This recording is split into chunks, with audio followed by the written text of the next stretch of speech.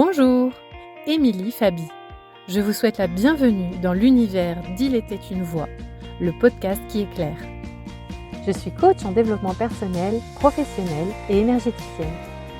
Passionnée de spiritualité et véritable aventurière de la psyché humaine, je vous embarque avec moi pour vous partager mes expériences, mes connaissances, mes outils, mes réflexions, qui, je l'espère, vous aideront autant qu'ils m'ont aidé à trouver du sens dans un monde qui semble tourner à l'envers. Le tout avec une bonne dose de fun, de magie et de pragmatisme. Bonjour à toutes et à tous, je suis très contente de vous retrouver pour ce deuxième épisode d'Il était une voix, le podcast qui éclaire. Aujourd'hui, comme je vous le disais, on va parler alignement. Alignement, c'est ce mot valise qu'on emploie à tout va dans les sphères du développement personnel. Et moi la première d'ailleurs, puisque j'en ai fait très tôt, dès que j'ai monté ma structure Light Up, ma baseline avec Devenez qui vous êtes, donc qui parle clairement d'alignement. Alors, pour préciser, aujourd'hui je vais vous livrer, on va dire, ma vision de l'alignement qui est étayée par mes expériences personnelles, les observations que j'ai pu faire aussi à travers mes accompagnements, les personnes que j'ai accompagnées. Ce n'est en aucun cas une vision universelle, l'idée ce n'est pas de vous gouroutiser. Certaines personnes seront d'accord, d'autres peut-être pas, et c'est tout à fait ok. Donc là c'est vraiment ma vision. L'alignement rime souvent avec meilleure version de soi-même. Ça va avec le package vie parfaite, lissage, gommage des imperfections. Et je trouve que le fait d'aller chercher la meilleure version de soi-même, c'est vraiment une notion qui nous fait entrer finalement en compétition avec nous-mêmes et qui peut être très malsaine, toxique et très inconfortable. En fait, on va rentrer comme dans une espèce de régime drastique à base de bonheur, de perfection. Et si on a le malheur d'en dévier et de faire un petit écart, une petite junk food à base de relations toxiques, de comportements un petit peu moins alignés, voilà, de défauts, de petites crises existentielles, bim, c'est la cata, on va se retrouver avec les kilos en trop de notre développement personnel et puis oulala, on va être montré du doigt parce que c'est mal. Bouh!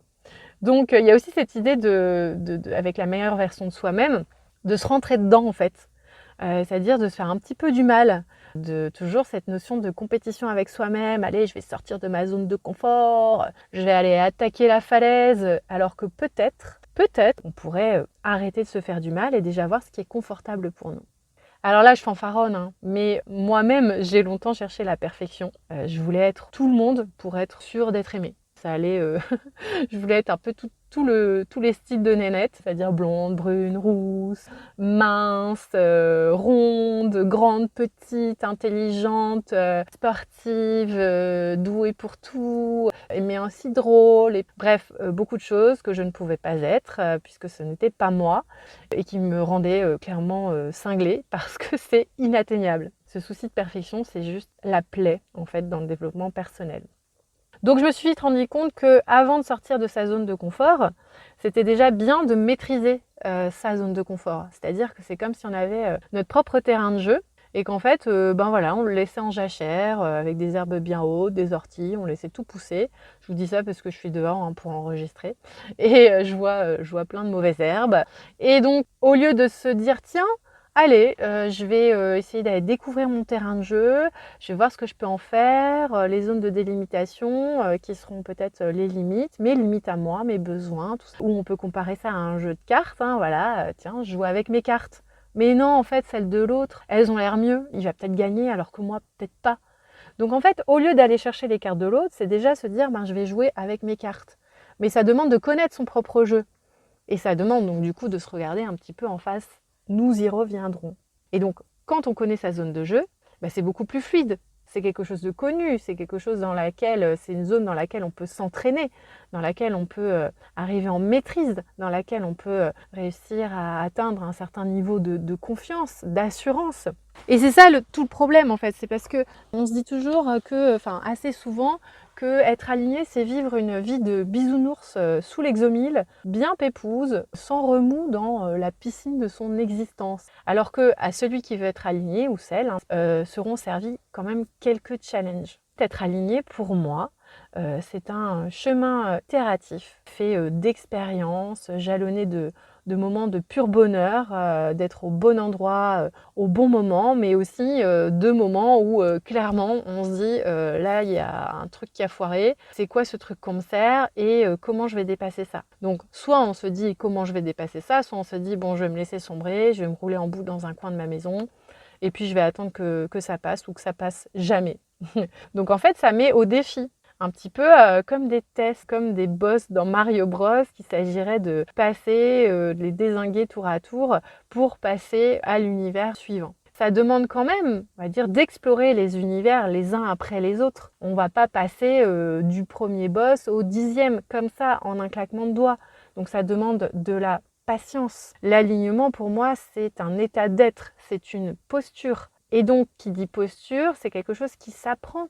C'est comme si je pouvais faire un parallèle peut-être avec le yoga. Je ne suis pas spécialiste du yoga, mais voilà. C'est au début, on commence par le chien tête en bas, tranquillou. On va pas commencer à se faire une posture, la tête en bas, les pieds en l'air, en méga gainage à la séance numéro 2. Et plus on fait de progrès, plus on avance dans le temps, plus on maîtrise, plus on est confort et moins on se fait mal. Donc c'est ça, c'est de rechercher la fluidité aussi. Aujourd'hui, je pense que je peux dire que je suis alignée. D'ailleurs, je l'ai dit dans le premier épisode, donc je ne vais pas me faire mentir. Mais il y a encore des panneaux présents à moi. Sauf que maintenant, les panneaux, je les vois. Je les vois et après, je reste toujours le point levé. J'accepte la temporalité qui va parfois à l'encontre de ma tendance à l'impatience. Parce que clairement, la patience n'est pas une de mes qualités premières. Mais je me rends compte que tout est juste. Même si parfois, je n'en peux plus, je n'ai qu'une envie, c'est de rentrer chez moi, mettre mes ça va, c'était merci, bonsoir. Les fans de Dickeneck reconnaîtront. Et en fait, je suis beaucoup plus dans l'observation.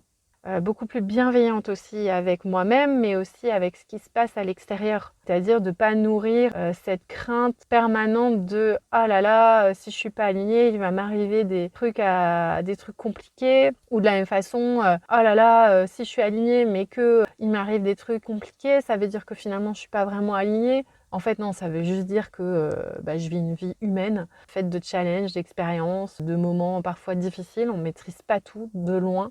Et donc, on ne maîtrise pas les éléments extérieurs. Ce qu'on peut maîtriser, c'est soi, c'est sa posture, c'est son environnement intérieur. L'environnement extérieur, c'est justement comment, en se sécurisant intérieurement, on arrive à passer les tempêtes extérieures, à pas s'écrouler, à pas s'effondrer, mais plutôt à faire preuve, à développer une certaine résilience face à la vie. Donc être aligné, c'est pas être dans un monde hyper vaporeux, parfait, serein, bisounours power. Non. Enfin, pour moi en tout cas, parce que là j'affirme un petit peu, pour moi c'est vraiment d'être droit dans ses bottes, c'est-à-dire de se dire dans la notion de « Ok, là, il y a un challenge qui se présente à moi, et ok, j'y vais. J'y vais, je continue, je ne me laisse pas aller, je ne suis pas fataliste.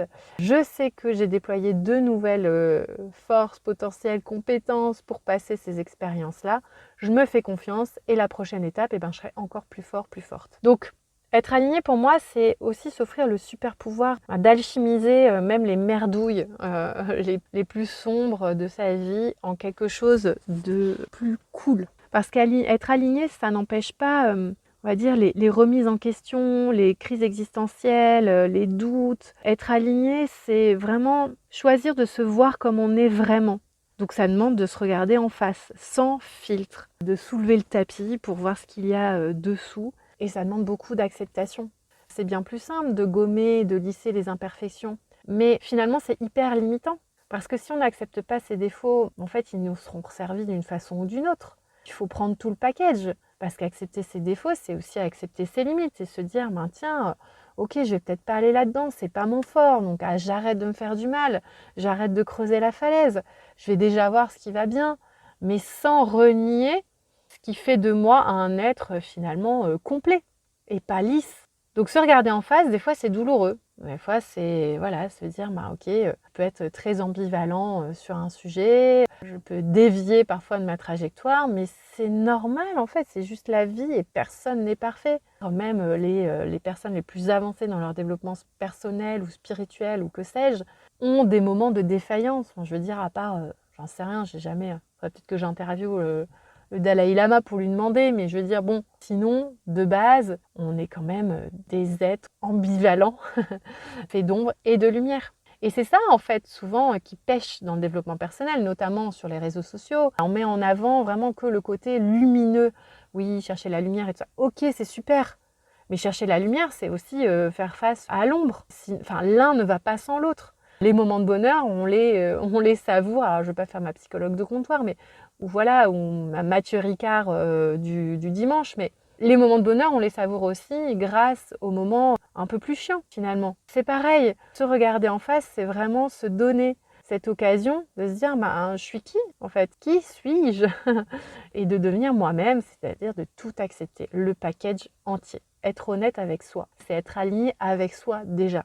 Alors vous allez me dire, oui, mais comment je fais pour tout ça?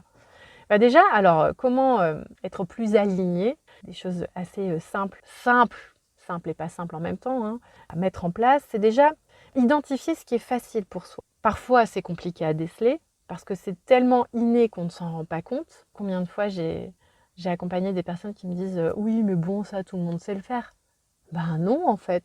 Non, clairement pas. Mais c'est tellement inné, tellement fluide qu'on ne va pas chercher le fluide. On va se dire « Ouais, si c'est inné, c'est fluide, c'est que tout le monde sait le faire et que c'est facile et que ça ne sert à rien et que, oh là là, il faut que je me fasse un petit peu du mal. » Non. Donc déjà, on va essayer de chercher ce qui est facile pour soi. Ensuite, ça c'est un gros point et ça demande d'aller un petit peu ressortir les vieux dossiers, mais c'est aller chercher ce qui nous conditionne. Donc ce qu'on ne ferait ou serait pas si personne ne nous avait seriné des injonctions. Ça peut être via l'héritage familial, éducationnelle de la société. Enfin voilà, ça peut être plein de choses qui nous conditionnent. Mais finalement, si on enlève ce filtre-là, est-ce qu'on agirait de la même façon ou est-ce qu'on serait identique? Ça, c'est aussi une piste de réflexion. Ensuite, c'est aussi de se dire, mais qu'est-ce que je ne veux pas voir en face? C'est d'être honnête avec soi-même, comme je vous le disais. Donc, c'est d'y aller à la pelleteuse. Donc, c'est là qu'on va sortir de sa zone de confort, peut-être. C'est de se dire, ok, alors là, je vais aller visiter la face un peu plus sombre de moi-même. Voilà, le côté obscur de la force. Et puis, c'est aussi identifier ce qui nous anime vraiment, ce qui nous donne un sentiment de joie, de réussite, de surprise, enfin peu importe, mais en tout cas qui nous anime. Et pour ça, alors clairement, je vous en reparlerai dans un autre épisode, il y a un outil fantastique, moi qui a été une vraie découverte, ça s'appelle le design humain, donc c'est un outil de connaissance de soi absolument dingue qui vous donne juste votre notice d'utilisation et vos polarités hautes, vos polarités basses, c'est-à-dire quand ça fonctionne dans les rails ou quand ça fonctionne à côté des rails, et ça donne quoi? Ça vous donne vos potentiels, vos compétences, vos dons, vos facilités, vos zones de challenge, vos zones de sagesse. Enfin bref, c'est une mine d'or d'infos sur votre fonctionnement, votre notice IKEA, comme j'aime à le répéter. Voilà quelques pistes. En tout cas, j'espère que ça va vous aider. J'espère que ça va vous éclairer, parce que c'est le but de ce podcast. Et je reste à votre disposition, évidemment, pour toute question. Et si vous souhaitez que je vous accompagne dans la découverte de vous-même pour avancer plus sereinement et dans l'authenticité, je vous mets évidemment toutes les informations dans le descriptif. Je vous souhaite de bien crapahuter dans votre vie, de découvrir plein de belles choses et je vous dis à très bientôt.